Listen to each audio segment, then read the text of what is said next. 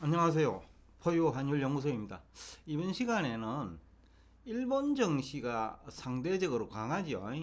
최근 한 10일 동안만 놓고 보면 미국은 종잡을 수가 없는데 일본은 하루 제외하고는 계속 상승했거든요. 6월 7일 기준 니케이 225가 28,150원이니까 지난해 고점 37,715입니다. 약 한 8% 정도 하락을 했으니까 미국 S&P 500이나 나스닥과 비교하면 대단히 양호한 편이죠. 미국은 이제 빅테크 주식들이 이제 주가 하락을 유도했다고 보는데 그만큼 이제 거품이 많이 발생했다라는 얘기죠. 반대로 이제 일본은 그렇지 않다라는 얘기고, 그래서 오늘은 일본 증시 환경을 이제 살펴보고자 하는데, 우선은 일본은 금리가 미국의 10분의 1 정도밖에 안 돼요. 10년물 국채 금리 기준으로 미국은 2.8%가 넘죠. 3%까지도 갔다가 조금 안정된 게 2.8%인데, 일본은 5월 말 기준으로 0.24%예요. 그러니까 미국의 10분의 1도 안 되는 거죠. 그러니까 낮은 금리 수준이 일본 증시에 우호적인 환경을 조성한다라는 얘기가 되겠죠. 그리고 일본 기업들 부채비율도 높지 않고요. 그러니까 금리 상승에 그렇게 취약하지 않다는 얘기가 되겠죠. 그 다음에 또 물가 상승률도 미국은 8.3%지만은 지난해 동기 대비입니다. 4월 말 기준으로 4월 기준이네요. 그런데 일본은 2.3% 정도니까 일본 중앙은행의 물가 목표치가 2%니까 조금 더 올란 상태니까 전혀 부담스럽지 않은 물가 상승률이죠. 개별 품목을 보면 일본도 유가가 오르고 천연가스 가격이 오르고 이런 거는 있지만은 전체 물가 상승률은 어, 중앙은행이 목표로 하는 물가 상승률 정도 아니겠느냐. 지난 5년 이상 2% 정도 물가가 상승했으면 좋겠다라고 했는데, 사실상 올해 처음으로 2%대 물가 상승률을 기록했으니까 전혀 부담스러운 물가 상승률은 아니다. 일본 경제 전체적으로요. 그 다음에 또 하나는 이제 시중 유동성이 풍부해요. 일본 같은 경우에는 이제 부동산 쪽보다는 예금 쪽이 많으니까 가계 부분의 예금은 얼마든지 증시 환경만 개선되면 주식시장 쪽으로 이동할 수가 있죠. 4월 말 기준으로 M2 기준입니다. 증시에 영향을 주는 통화는 보는 통화 아니에요. M2 기준이니까 지난해 4월이 한 1450조 정도 됐는데, 금년 2월입니다. 120조엔 증가했어요. 굉장히 증가한 거로 보죠. 일본은 그 GDP 성장률이 낮기 때문에 M2가 주로 대출 중심으로, 물론 이제 일본은 보험통화 증가율도 높죠. 그런데 대출도 어느 정도는 조금 늘어나고 있다라는 것을 이제 알 수가 있겠죠. 여하튼 일본은 이제 유동성도 이제 풍부하고, 그 다음에 이제 제일 중요한 거는 주가 수익률이 그 S&P 500보다 니케이 225가 40에서 50% 이상 저평가되어 있어요.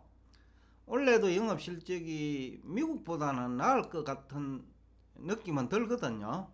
우선은 여러 가지 금리 좋지요. 물가 안정돼 있죠. 그 다음에 유동성 풍부하지요. 그 다음에 엔저 올해 들어서만 일본 엔화 가치가 한 10% 정도 15% 정도 하락했거든요. 그러니까 이제 일본 증시에는 우호적이다. 물론 수입 업체들한테는 부담스럽지만은 일본도 그 해외 나가 있는 기업이 많잖아요. 그러니까 일본 GDP가 낮은 이유 중에 하나도 일본 기업들이 밖으로 많이 나가 있죠.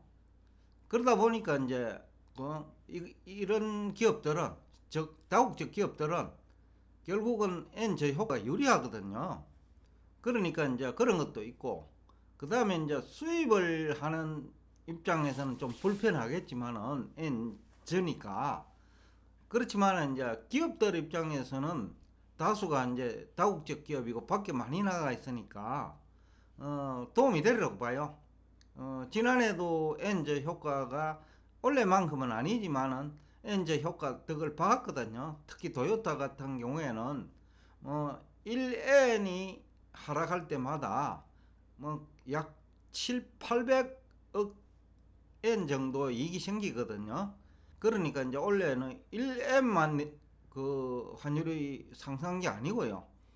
거의 120이 안 되다가 130이니까 10엔이니까 약 1조 엔 정도 이익이 생기는 거죠. 토요타 입장에서는. 그러니까 이제 이거 엄청난 아까 영업실적 개선이죠. 환율은 특별히 원가가 더 드는 건 아니잖아요. 물론 이제 수입을 하면 원가가 들지만은 다국적 기업들이 대부분 현지에 가가 있고 이러니까 환율 효과는 그렇게 수입에 따른 환율 효과는 그래 크지 않을 것 같아요. 또 일본의 이제 종합 상사들, 앞에서도 제가 얘기를 했는데 일본 종합 상사들이 농산물이나 그 다음에 원자재 쪽에서 큰 도움을 보지 않았냐라는 추정도 가능하고요. 예, 전반적으로 일본 정시는 지난 5월 중순경에 월 스트레티지에서 일본이 미국보다 50% 정도 저평가되어 있다라고 했거든요. 주가 수익률 기준인데 원래도 일본이 영업 실적이 개선될 것으로 기대하기 때문에 이제는 한 60%까지도 주가가 오르지 않는다면, 주가가 일본 주가가 한 10% 올라도 미국하고 PR이 한 50배 차이가 나지 않을까. 이것이 이제 가장 큰 일본 증시가 상대적으로 강한 이유지요. 추정하건대는 지금 28,150원인데 지난해 고점이 37,710원이니까 한 8% 차이 나죠. 경우에 따라서는 3만 근처까지는 갈 수 있겠다. 즉 29,500선은 돌파하겠다 라는 생각을 하고 있습니다. 그러려면 저희들이 26,000선 근처에서 안내를 했기 때문에 지수 개념으로 한 20%, 레버리지를 써도 좋다고 했으니까 한 40% 수익이 난다고 볼 수 있겠죠. 지수 개념입니다. 종목 기준으로 하면 40% 이상 상승하는 주가가 주식이 적지 않을 거라는 추정은 저희들이 하고 있습니다. 하여튼 오늘 그 일본 정시를 가지고 나온 이유는 그 되는 곳으로 가라 이런 얘기죠.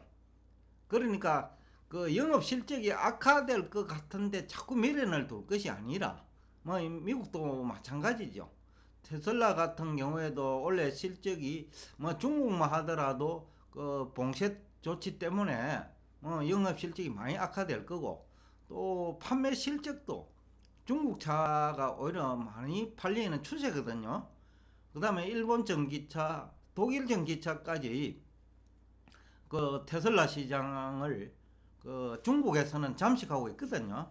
그러다 보면 이제 결국은 영업 실적이 기대에는 못 미칠 거다라는 거죠. 대부분 기대를 너무 좋게 잡고 있으니까 거기에는 못 미칠 거다.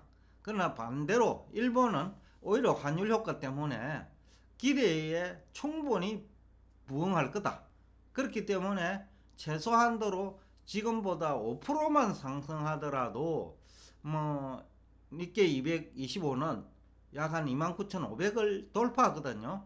그러려면 개별 종목, 특히 상사 주식 같은 경우에는 충분히 10% 이상 상승할 여력이 있다 라는 얘기를 하면서 오늘 여러분과 대화를 여기서 끝내겠습니다.